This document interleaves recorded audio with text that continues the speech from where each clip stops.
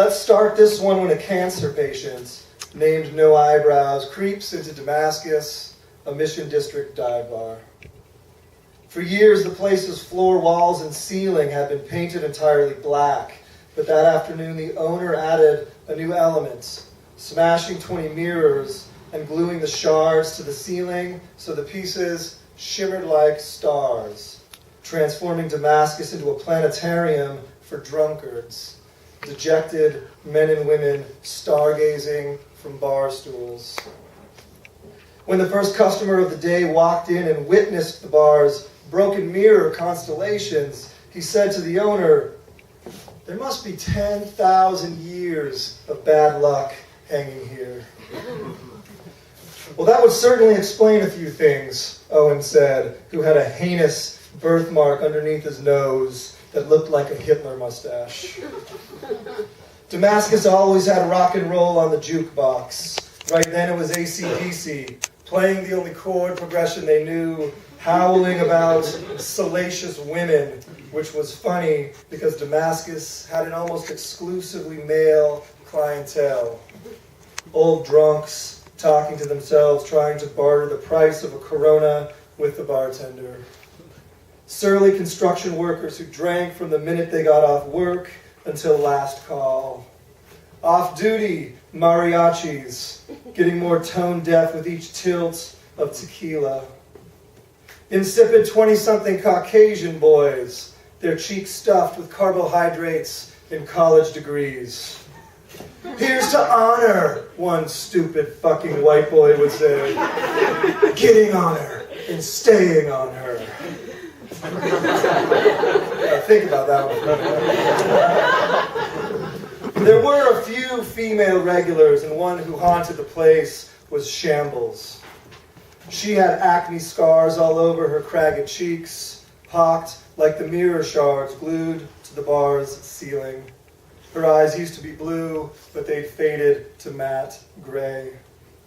Shambles was the patron saint of the hand job. She got strangers off for less than the price of a parking ticket. So far tonight, she'd done only one, though there would be more fondling to finance her bar tab. The night was young and full of fisted opportunities. No Eyebrows stood next to Shambles' stool and ordered a shot of peppermint schnapps. Owen placed the huge shot down on the bar, and as No Eyebrows reached for it with a shaking hand, Shambles looked at his sallow skin, the way it clung to him like a layer of film on cold chicken broth. Most people were shocked by his appearance because he reinforced the fact that everyone was going to die. People pursed their lips and averted their eyes, shaming him into near invisibility with the verve of their avoidances, trying not to ogle the prowling dead. But Shambles wasn't deterred or deflected or weirded out by his appearance. She saw him as a business opportunity, dollar signs, an untapped masturbation market. "Do you mind if I drink with you?" Shambles said to No Eyebrows, then asked Owen to pour her another whiskey. "I'd like that," No Eyebrows said. "Thank you." "Why are you thanking me for drinking with you?" she said to him. "I was raised right." "Cheers," he said, holding his schnapps up in the air like a Bible in a minister's hand, a prop to retrofit the fragile world. But instead of echoing cheers, Shambles crashed her glass into his, spilling whiskey on her fingers, and said, "To livers aching like shin splints."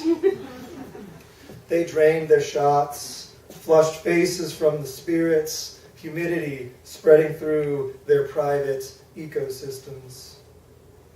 "I've never seen you here before," Shambles said. "It's my first time." "What brought you into this dump?"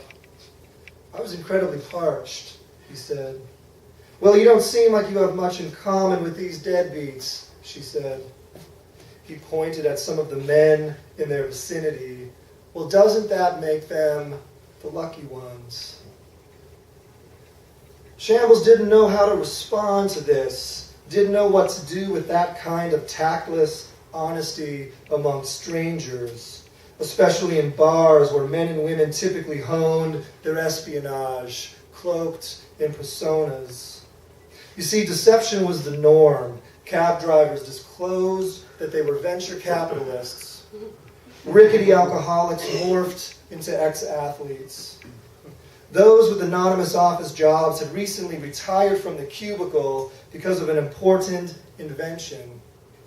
One bloke even tried to convince a woman that he masterminded the caps lock key. Every interchange was a con. Every night a pitiful costume party, except here was no eyebrows, blowing the whole cycle of charades for everyone. Here he was having the audacity to be heartfelt, and what was Shambles supposed to do with someone showing honesty? So instead of answering him directly, she turned her attention to tawdry commerce and asked, "How'd you like to get off?" So that's kind of how the book launches. I'm going to lure you in with the lowest common denominator. And when I say that bloke tried to convince people that he masterminded the caps lock key, I spent like 3 months in Italy, and that was my spiel in the bars. I was always like, "I just retired. I masterminded the caps lock key. Come on, buy me a drink." It worked surprisingly well, actually. Okay, so one of the other threads that runs through the book is this kid named Rev, R-E-V-V. He's one of the bartenders in Damascus, maybe in his early to mid-20s, lots of bad tattoos, just kind of doesn't get it yet. And you hope that he will, but I don't know what we're really basing that on, because he probably won't.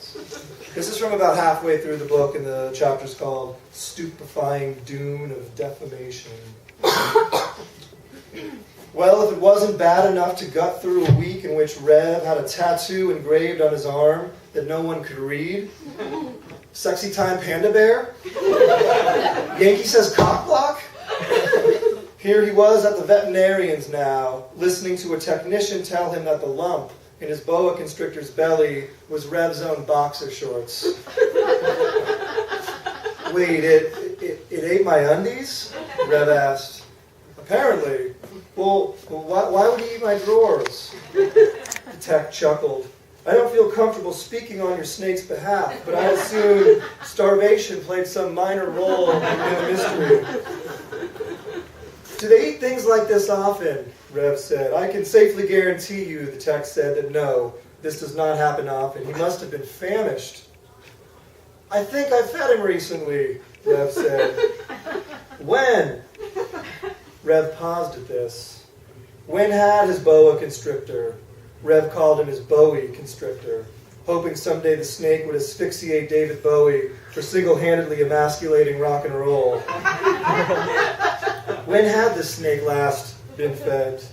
2 weeks and change, he guessed. It was a solid question either way, one that might not matter all that much anyways, because the fascists wanted $900 to operate and get the boxers out of its digestive tract. Rev loved Bowie, but come on, $900? That was a lot of scratch to shell out on the snake's behalf. That was his savings, all of his savings. If his own parents, that family he yanked himself out of at 16 and never looked back, needed $900 for surgery, he wouldn't give them a dime. And Rev doesn't want you to know the particulars of his past, but you know the story without hearing it. You know about selfish, wanton, ludicrous parents who make their children's lives uphill, impossible struggles.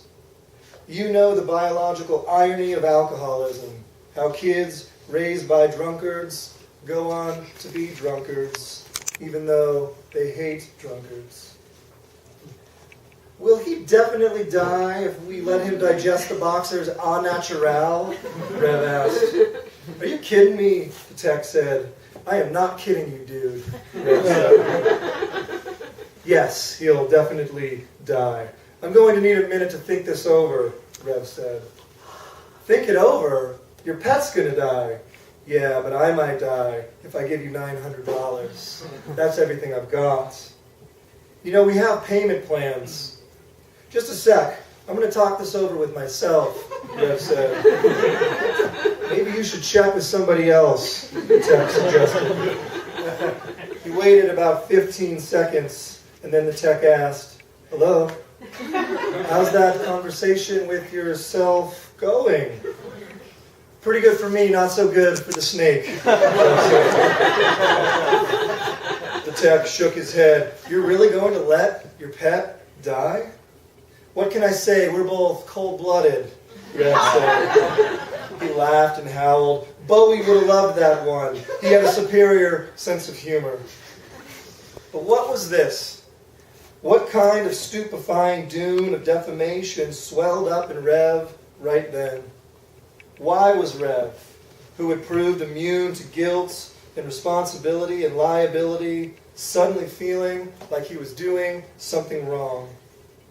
He did tons of things wrong. Hell, he liked doing things wrong, found a contorted pride in flubs and blunders and contusions.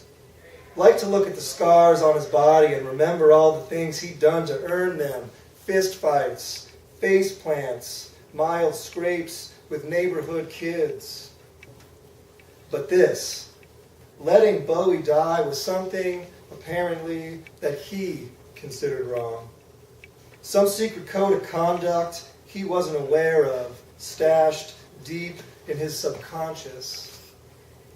He thought of a night at Damascus last month. One of the regulars, Carla, sometimes carried a tiny dog in her purse that was no bigger than a burrito. People liked to pet him, feed him peanuts off the bar. He was sort of the joint's unofficial mascot. But on that night, Carla started screaming out of nowhere, and people crowded around her, and Carla cried, and more people crowded, and she was yelling, and she was holding the tiny dog in her hands, limp and lifeless. It had suffocated in her purse, and she hadn't noticed. They all stood gawking at the dead thing. Rev didn't need any help, thinking the world was a heartless fiend. So why were all these examples of that clabbered truth circling around him like buzzards? The detail that bothered him the most was when Carla, still holding the lifeless thing, kept saying, "What am I supposed to do with it? Where does it go? Where does it belong now?" It was Rev who took it from her, brought the innocent thing into the office and wrapped it in a bar towel. He asked Carla if she wanted its body, but she said, "Jesus, man, there's just no way." So he took the wrapped dog out back and put it in the dumpster. Tried to summon some poetic words, but could only come up with this brusque eulogy. "I'm sure you didn't deserve to go out like this, Pooch." Then he gave the dog a solemn nod and patted the side of the dumpster. He judged Carla that night, judged her alcoholic tunnel vision, judged her as inept and selfish. He couldn't do something so similar to Bowie. There wouldn't be any honor in this brand of apathy. No, walking away and letting a snake die was the sort of wrongness that didn't jibe with him. He had to do the right thing. Begrudgingly, of course. "I'm joking, dude," Rev said to the vet tech. "I'm joking. Obviously, I'll shell out the bones to save my boa constrictor. He is my pet, after all." "You sounded pretty serious." "I was just playing." "I'm really glad to hear it," the tech said. "Me too, I guess," said Rev through gritted teeth. Thanks very much.